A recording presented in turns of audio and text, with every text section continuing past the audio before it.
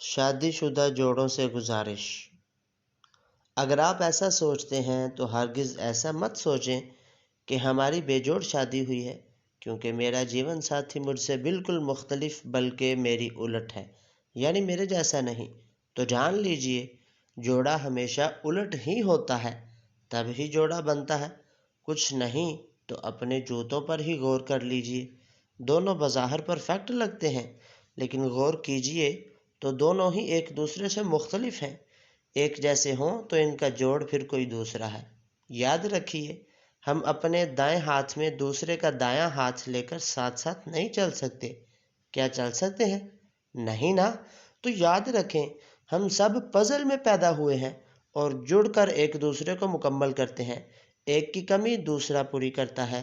اس لیے اپنا جیون کسی غلط فہمی میں برباد نہ کریں۔ چیزوں کو قبول کرنا سیکھیں۔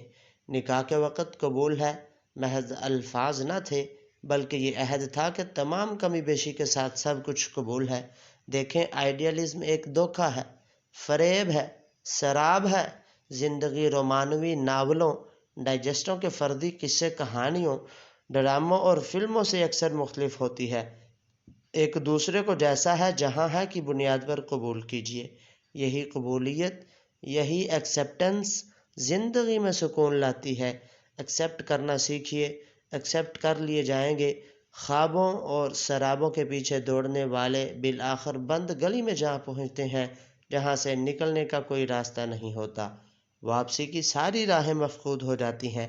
اپنی 100% پسند کا جوڑا بنانے کی جستجو کرنا ایک مقبول فلسفہ ہے، لیکن اگر ازدواجی زندگی کی رعنائیوں کو انجوائے کرنا ہے تو مقبولیت نہیں، قبولیت کا معیار بنائیے۔